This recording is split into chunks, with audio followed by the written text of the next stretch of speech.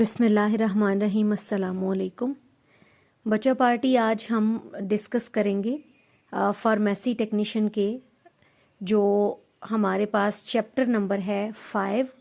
उसका नाम क्या है, टाइटल है उसका एंजाइम्स। तो एंजाइम्स के बारे में हम डिस्कस करेंगे। एंजाइम को डिफ़ाइन किस तरह से किया जाता है कि एंजाइम्स को कहा जाता है बायोलॉजिकल कैटलिस्ट। बायोलॉजिकल कैटलिस्ट उन्हें इस वजह से कहा जाता है क्योंकि लिविंग ऑर्गेनिज्म में ये प्रोड्यूस होते हैं और इनमें कैपेबिलिटी है कैटालिसिस की, यानी ये किसी भी बायोलॉजिकल रिएक्शन को या केमिकल रिएक्शन को स्पीड अप कर सकते हैं। वही केमिकल रिएक्शन जो होने में जिसको कई घंटे दरकार होंगे एंजाइम की इन्वॉल्वमेंट से या उसके एक्शन से, वही चंद सेकंड में हो जाता है। यानी ये इतना ज़्यादा उसकी स्पीड को इंक्रीज कर देता है। अब कैटलिस्ट क्या है? एंजाइम्स चूँकि ऑर्गेनिक हैं और जो कैटलिस्ट हैं वो इनऑर्गेनिक इन नेचर है। ये भी केमिकल रिएक्शन को बूस्ट अप करने की सलाहियत रखता है, लेकिन दोनों में फ़र्क जो बेसिक है वो सबसे पहले यही है कि enzymes are organic in nature and catalyst are inorganic in nature.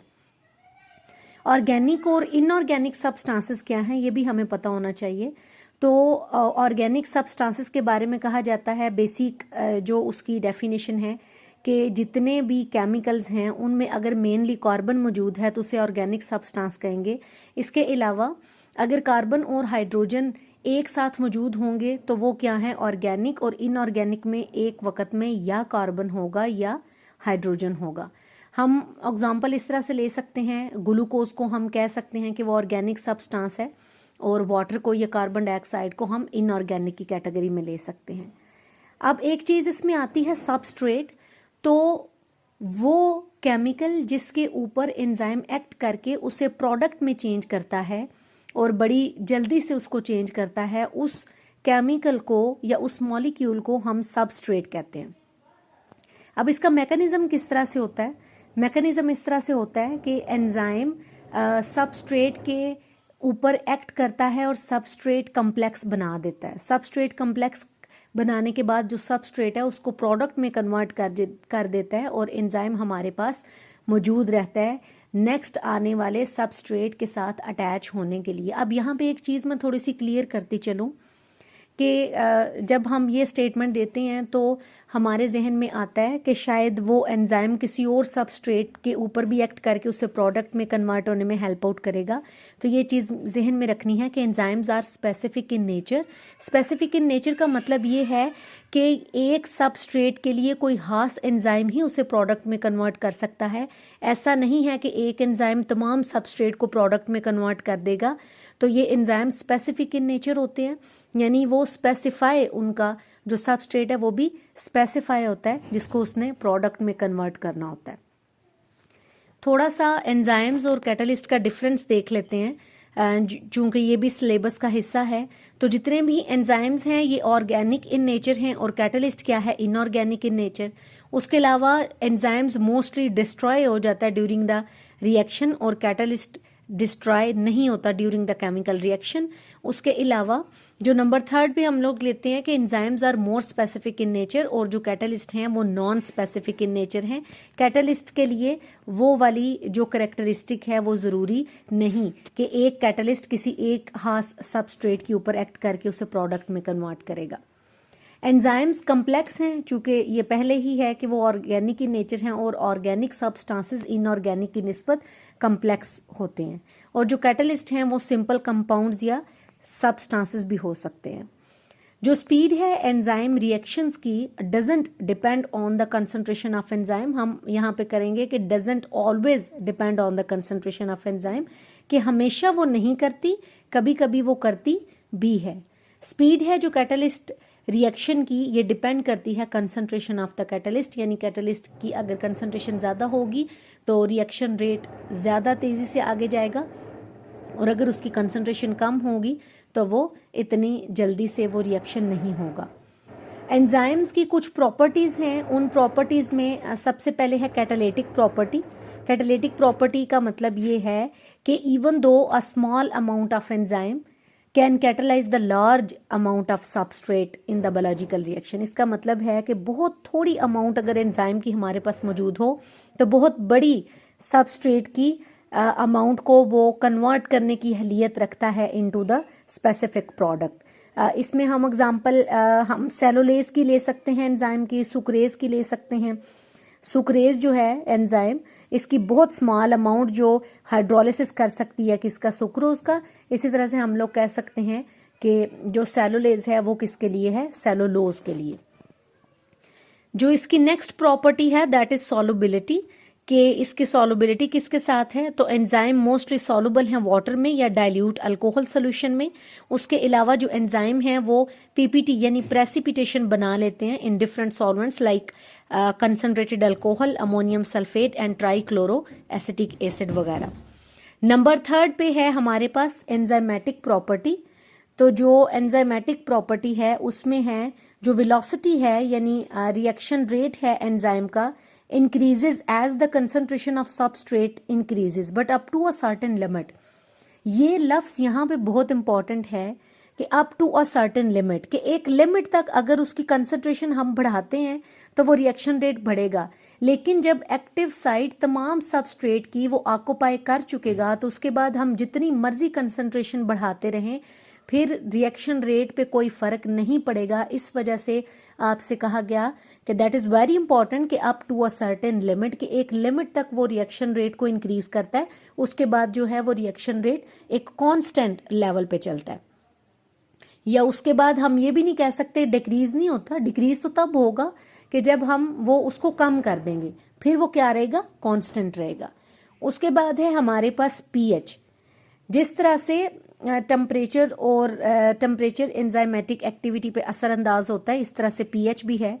PH का मतलब ये है कि कोई भी एंजाइम है उसके प्रॉपर वर्किंग के लिए ये आपने याद रखना है कि 3 चीज़ों की ज़रूरत होती है। एक पीएच उसके लिए बहुत इंपॉर्टेंट है, एक्वस मीडिया उसके लिए बहुत इंपॉर्टेंट है और टेम्परेचर बहुत इंपॉर्टेंट है। कोई भी एंजाइम तमाम कंडीशन यानी तमाम किस्म की पीएच, चाहे वो एसिडिक है या बेसिक है या टेम्परेचर बहुत ज़्यादा है या बहुत कम है, उस पे अपनी एक्टिविटी को मैक्सिमम नहीं रख सकता, वो इफ़ेक्ट होता है।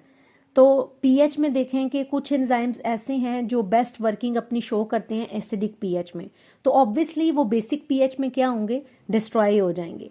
कुछ एंजाइम ऐसे हैं जो बेसिक पीएच में अपनी वर्किंग को स्ट्रांगली शो करते हैं, तो अगर उनके लिए एसिडिक पीएच होगी तो वो डिस्ट्रॉय हो जाएंगे। अब हम एग्जांपल ले लेते हैं कि जिस तरह से ट्रिप्सन है। ट्रिप्सन एक एंजाइम ऐसा है जो कि बेसिक पीएच पे काम करता है यानी तकरीबन 8.57 पीएच पे। तो अगर ये एसिडिक पीएच इसको कह लें कि सामना करना पड़ जाता है, एक्सपोजर होता है उसका एसिडिटी से, तो इट विल डिस्ट्रॉय, वो अपनी प्रॉपर वर्किंग नहीं कर सकेगा and enzyme will be blocked और रिएक्शन भी उस तरह से ब्लॉक हो जाएगा, वो रिएक्शन को नहीं होने देगा। इस तरह से बेसिस हैं।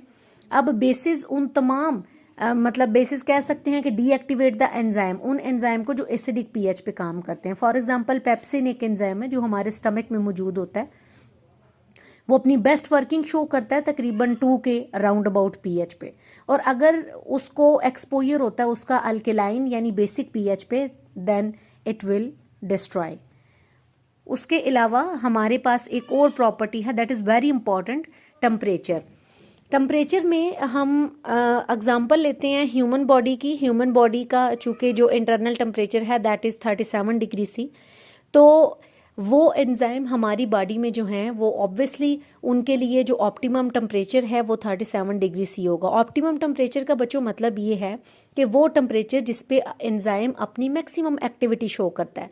अगर वो अपनी एक्टिविटी कम शो करे लो टेम्परेचर पे या बहुत ज़्यादा हाई होने पे, तो फिर हम उसको ऑप्टिमम टेम्परेचर नहीं कहेंगे। तो इसका सीधा सा मतलब ये है कि अगर ह्यूमन बॉडी के एंजाइम हैं तो वो अपनी बेस्ट वर्किंग शो करते हैं 37 डिग्री सी पे, तो अगर टेम्परेचर बहुत कम हो जाएगा तो वो क्या हो जाएंगे, उनका क्रिस्टलाइजेशन हो जाएगी, वो जम जाएंगे, वो प्रॉपर तौर पे वर्किंग नहीं कर पाएंगे।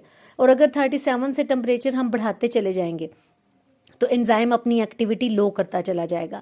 एक कंडीशन ऐसी आएगी यानी तकरीबन 47 टू 50 टू 55 यहाँ तक अगर टेम्परेचर हम इंक्रीज कर देंगे तो क्या होगा, जो एंजाइम का स्ट्रक्चर है वो बिल्कुल ख़राब हो जाएगा और उसके ख़राब होने से रिएक्शन विल बी ब्लॉक्ड। तो उसके बाद रिएक्शन ब्लॉक होने के बाद क्या है, ऑब्वियसली उसका जो रेट है वो बिल्कुल डाउन चला जाएगा। वो अपनी मैक्सिमम एक्टिविटी सिर्फ उस वक्त शो करता है अपने एक स्पेसिफिक टेम्परेचर पे, एंड अगेन उस टेम्परेचर को हम ऑप्टिमम टेम्परेचर कहते हैं। दो एंजाइम्स बहुत इंपॉर्टेंट हैं मेडिसिनल पॉइंट ऑफ व्यू के हवाले से भी, ब्रोमीलेन और पेपेन। तो जो ब्रोमीलेन एंजाइम है ये भी एक प्रोटियोलिटिक एंजाइम है, proteolytic and milk clotting enzyme. Proteolytic का मतलब ये है कि प्रोटीन की प्रोडक्शन और उसकी डाइजेशन में ये हेल्प आउट करते हैं। ब्रोमीलेन का बायोलॉजिकल सोर्स क्या है, तो ब्रोमीलेन बेसिकली पाइनएप्पल से हासिल किया जाता है, जिसका जो साइंटिफिक नेम है दैट इज अनानास कोमोसस। एक लेक्चर में हम बकायदा इस चीज़ का भी हमने डिस्कस किया कि जो बोटानिकल नेम या बायोलॉजिकल ऑरिजिन है उसको कैसे लिखते हैं, तो उसको लाजमी सर्च करिएगा। उसके अलावा फैमिली, तो ये ब्रोमीलिएसी फैमिली से ये बिलोंग करता है।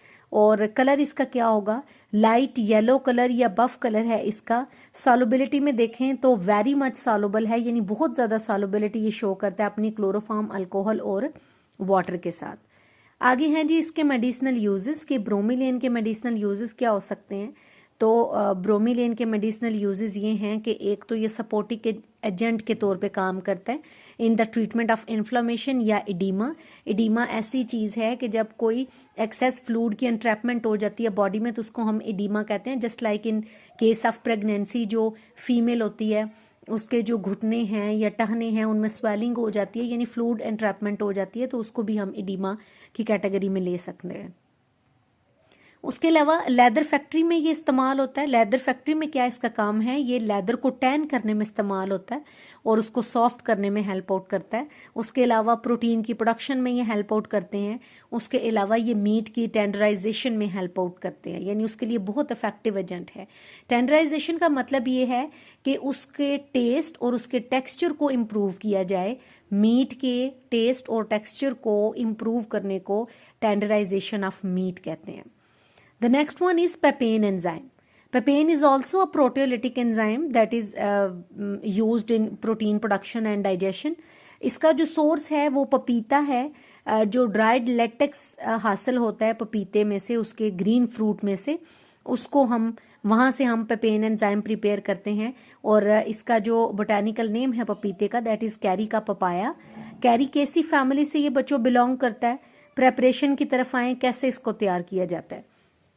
तैयार इसको इस तरह से किया जाता है कि मॉर्निंग टाइम में हम जो फुली कह लें कि ग्रोन फ्रूट होता है, यानी इतना वो ग्रो हो कि सिर्फ उसका कलर येलो ना हुआ हो, ऑरेंज येलो सा उसका शेड होता है राइप फ्रूट का, यानी कि मुकम्मल तौर पे वो बड़ा हो चुका हो लेकिन उसका कलर ग्रीन हो और चेंज होने वाला हो yellow to orange in colour. तो सुबह के वक्त हम क्या करते हैं कि उसके ऊपर कट लगाते हैं।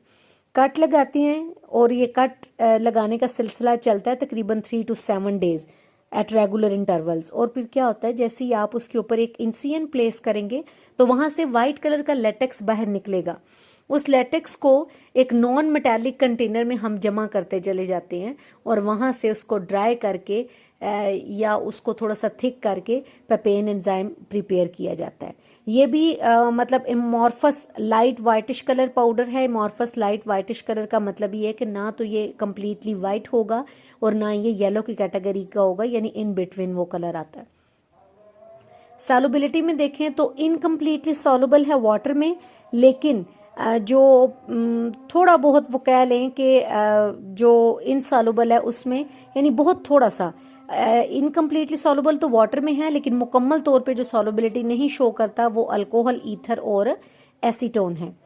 यूजेस में देखें ये भी टेंडराइजेशन ऑफ मीट में हेल्प आउट करता है, जिसको हम डिस्कस पहले कर चुके हैं। उसके अलावा प्रोटीन डाइजेस्टेंट के तौर पे यूज होता है और एंटी हेलमेंटिक ड्रग्स के तौर पे ये काम करता है। एंटी हेलमेंटिक्स वो ड्रग्स हैं that can remove worms from abdominal cavity like Ascaris and tapeworm, उसको ये रिमूव करने में हेल्प आउट करती हैं। उसके अलावा क्लैरिफिकेशन है बेवरेजेस की, and it is use to remove protein from contact lenses as well. Classification enzyme की क्या है, एंजाइम की क्लासिफिकेशन इस तरह से है कि इसके 2 मेथड्स हैं एंजाइम को क्लासिफाई करने के, old method and new method. पहले हम ओल्ड मेथड को डिस्कस करते हैं। ओल्ड मेथड सिर्फ इस तरह से था, हमने एक लेक्चर में जिक्र किया था सफिक्स और प्रीफिक्स का। सफिक्स कहते हैं बाद में आने वाला, यानी कि क्या करते थे, एक सबस्ट्रेट है फॉर एग्जांपल सुक्रोज, तो सबस्ट्रेट जिसके ऊपर एंजाइम एक्ट करके उसको कन्वर्ट करता था प्रोडक्ट में, यानी उस रिएक्शन को स्पीड अप करता था, तो उसी सबस्ट्रेट के नाम के आगे एज अ सफिक्स यूज किया जाता था, यानी ASE एज लगा दिया जाता था, और इस तरह से उसी के नाम के ऊपर एंजाइम का नाम रख दिया जाता था। फॉर एग्जांपल अगर सुक्रोज एंजाइम का एज अ सबस्ट्रेट है, तो उस पर एक्ट करने वाला, यानी उसका हाइड्रोलाइटिक रिएक्शन को जो स्पीड अप करता है, वो एंजाइम क्या बना दिया, सुक्रेज। एंड पे सफिक्स यूज किया ASE एज। इसी तरह से लाइपेज एंजाइम है जो हाइड्रोलाइजिंग करते हैं किसकी, फैट्स की। सेलुलोज एंजाइम है जो हाइड्रोलिसिस करता है किसका, सेलुलोज का। इसी तरह से माल्टोज एंजाइम को जो स्पीड अप करता है उसको माल्टेज उसका नाम रख दिया। इसमें कुछ कैटेगरीज आती हैं, एस्ट्रेजेस एंजाइम आते हैं। एस्ट्रेजेस एंजाइम वो ग्रुप है एंजाइम का जो कि लिपिड्स को हाइड्रोलाइज करते हैं, और इसमें एग्जांपल लाइपेज एंजाइम की आ जाती है। ये पैंक्रियाटिक जो जूस है ह्यूमन बॉडी का, उसके अलावा कुछ और भी एनिमल है उनकी बॉडी में या ऑयली सीड में ये प्रेजेंट होता है। तो लाइपेज एंजाइम क्या करता है, हाइड्रोलिसिस करता है फैट मॉलिक्यूल का into fatty acid and glycerine. जो सेकंड कैटेगरी बच्चों इसमें आती है that is amidases enzyme. Amidases enzyme ये कहाँ पे प्रेजेंट होते हैं, ये लिवर में पाए जाते हैं, इसके अलावा इंटेस्टाइनल म्यूकोजा में मौजूद होते हैं, और ये किस किस्म के रिएक्शंस को कैटलाइज करते हैं, तो ये अमोनिया रिलेटेड जो ब्रेकडाउन रिएक्शन उनमें हेल्प आउट करते हैं। फॉर एग्जांपल आर्जिनेजेस एंजाइम है जो कि कन्वर्ट करता है आर्जिन इनटू यूरिया। उसके अलावा यूरिएजेस एंजाइम है, ये भी लिवर सेल्स में या सोयाबीन सीड्स में मौजूद होते हैं, ये कन्वर्ट करते हैं यूरिया को किसमें, अमोनिया एंड कार्बन डाइऑक्साइड में। उसके अलावा जो थर्ड कैटेगरी हमारे पास आती है ये है न्यूक्लिएजेस। न्यूक्लिएजेस एंजाइम वो हैं जो एक्ट करते हैं न्यूक्लियोटाइड्स के ऊपर। अब न्यूक्लियोटाइड्स में राइबो न्यूक्लियोटाइड्स भी हो सकते हैं, डीऑक्सी राइबो न्यूक्लियोटाइड भी हो सकते हैं, यानी RNA और DNA बनाने वाले जो सब यूनिट है दोनों के ऊपर एक्ट कर सकते हैं। तो जो राइबो न्यूक्लियोटाइड्स हैं उनके ऊपर जो एंजाइम एक्ट करता है that is ribo nucleases enzyme, और जो डीऑक्सी राइबो न्यूक्लियोटाइड्स के ऊपर एक्ट करता है वो है डीऑक्सी राइबो न्यूक्लिएजेस एंजाइम। अगर आप नोट करें और थोड़ा सा देखें तो जस्ट क्या किया उसने, सबस्ट्रेट के नाम के आगे सफिक्स यूज किया ASE, और उसी नाम के ऊपर एंजाइम को क्लासिफाई करके एक डिफरेंट नाम रख दिया गया। चौथी हमारे पास कैटेगरी आती है कार्बोहाइड्रेजेस एंजाइम। कार्बोहाइड्रेजेस एंजाइम जो हैं ये तमाम बायोलॉजिकल रिएक्शन जो कि शुगर मॉलिक्यूल्स को ब्रेकडाउन है या कार्बोहाइड्रेट का ब्रेकडाउन है उस पे एक्ट करते हैं, जिसका हम पहले जिक्र किया सुक्रेज का। सुक्रेज ये कहाँ पे मौजूद होता है, यीस्ट में पाया जाता है या इंटेस्टाइनल जूस में। तो ये हाइड्रोलिसिस करता है सुक्रोज का किसमें, ग्लूकोज और फ्रुक्टोज में। उसके अलावा माल्टेज एंजाइम है, ये इंटेस्टाइनल जूस में ये भी प्रेजेंट होता है, ये कन्वर्ट करता है माल्टोज को किस में, ग्लूकोज में। जो लास्ट कैटेगरी इसमें आती है that is category number 5th, proteolytic enzyme. Proteolytic enzymes are protein digestive enzymes, ये कैटालिसिस करते हैं प्रोटीन ब्रेकडाउन रिएक्शंस का। For example pepsin. Pepsin is present in gastric juice of human body, animal body, and it can digest protein by converting into proteases and peptones. The next one is renin enzyme. Renin is milk coagulating enzyme. ये fresh stomach जो है mammal की उसमें पाया जाता है। fresh stomach का मतलब ये है कि इन्फेंट जिनकी अभी खुराक सिर्फ और सिर्फ दूध पर मुश्तमिल है, और ये क्या करेगा, it curdles milk protein. Milk protein को ये डाइजेस्ट करने में हेल्प आउट करता है। आगे है जी न्यू मेथड। तो जो न्यू मेथड है उसको IEC मेथड भी कहते हैं, क्योंकि ये जो IEC मेथड है ये दिया गया था इंटरनेशनल एंजाइम कमीशन की तरफ से। इस न्यू मेथड में क्या है कि जो फंडामेंटल प्रिंसिपल है किसी भी एंजाइम का, उसकी बेस पे, यानी कि मतलब जो बेसिक उसका एज के अलावा जो उसका फंडामेंटल प्रिंसिपल है, यानी जो एंजाइम फंक्शन परफॉर्म कर रहा है उसकी बेस पे उसका नाम रख दिया गया। नंबर 1 है डीहाइड्रोजिनेजेस। डी जहां पे भी आएगा उसका मतलब है कि there is something about removing, कि किसी चीज को हम रिमूव करने की बात कर रहे हैं। डीहाइड्रोजिनेजेस एंजाइम का मतलब है ऐसे रिएक्शंस जिनमें वो एंजाइम एक्ट करते हैं यानी कि सबस्ट्रेट में रिमूव करेगा उनके हाइड्रोजन मॉलिक्यूल को, और ऐसे रिएक्शन को जिनमें हाइड्रोजन मॉलिक्यूल को रिमूव किया जाए, उन इस तरह के रिएक्शन को स्पीड अप करने के लिए जो एक क्लास यूज होती है एंजाइम की, दैट इज डीहाइड्रोजिनेजेस, क्योंकि वो क्या कर रहा है, हाइड्रोजन मॉलिक्यूल रिमूव कर रहा है from particular substrate and then convert into the specific product. Next category, category number 2, oxidases enzyme. These enzymes that can catalyze the oxidation reaction without any regard of their substrate. The third one is hydrolases enzymes. Hydrolases enzymes वो हैं that can boost up the speed of hydrolysis reaction. यानी इसमें अब वो कहता है कि without any regard of the substrate, ये वो एंजाइम्स हैं जो ऐसे रिएक्शन को स्पीड अप कर रहे हैं जिन रिएक्शन में ब्रेकडाउन हो रही है in the presence of water. The next and the last category from new method, वो क्या है, लाइगेजेस और सेंथिटेजेस एंजाइम. लाइगेज एंजाइम किस वजह से है, ये लाइगेशन करता है, लाइगेशन कहते हैं बांधने को, और सेंथिटेज एंजाइम क्या करता है, सिंथेसाइज करवाता है. सिंथेसिस किसकी हो रही है या लाइगेशन किसकी हो रही है, तो ये न्यूक्लियोटाइड्स की हो रही है. न्यूक्लियोटाइड्स में एग्जांपल हम एटीपी की ले लेते हैं. और न्यूक्लियोटाइड्स किस में होते हैं, न्यूक्लियोटाइड्स चूँकि बिल्डिंग ब्लॉक्स हैं डीएनए के और आरएनए के, तो डीएनए और आरएनए में जब रेप्लिकेशन हो रही होती है, यानी 1 से 2 उसके स्ट्रैंड में कन्वर्जन हो रही होती है, चाहे वो रेप्लिकेशन आर्टिफिशियली हो रही है यानी with the help of PCR, या वो बॉडी में हो रही है रेप्लिकेशन, कि चूँकि ये रेप्लिकेशन होती रहती है, जैसे ही सेल ने डिवाइड करना है तो उसका जो जेनेटिक मटेरियल है उसने भी इक्वली डिवाइड होना है. अब इक्वली डिवाइड होने के लिए ज़रूरी है कि वो मटेरियल पहले कॉपी हो, कॉपी होने के बाद वो दोनों पार्ट्स में इक्वली डिस्ट्रीब्यूट हो सके.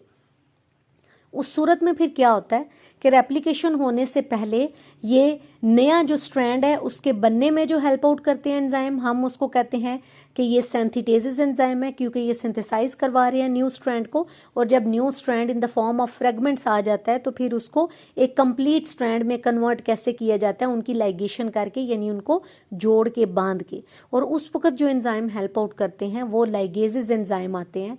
और अब अगर आप लोग ये गौर करें तो देखेंगे कि जितना भी एंजाइम का इम्पॉर्टेंट फंक्शन है उस फंक्शन की बिना पे उनके नाम रखे गए. यानी जो लाइगेशन करवा रहा है वो लाइगेज है, जो सिंथेसाइज करवा रहा है वो सेंथिटेज है, जो हाइड्रोलिसिस कर रहा है वो हाइड्रोलेजेस एंजाइम है. तो इसी तरह से जो न्यू मेथड है वो काम करता है, यानी अब एक फंडामेंटल प्रिंसिपल की बिना पे इनके नाम रखे चले जाते हैं. यहाँ तक था एंजाइम, और हमारे साथ रहिएगा, नेक्स्ट में इंशाल्लाह मुलाकात होती है. बहुत शुक्रिया आप लोगों की अटेंशन का. अल्लाह हाफिज़.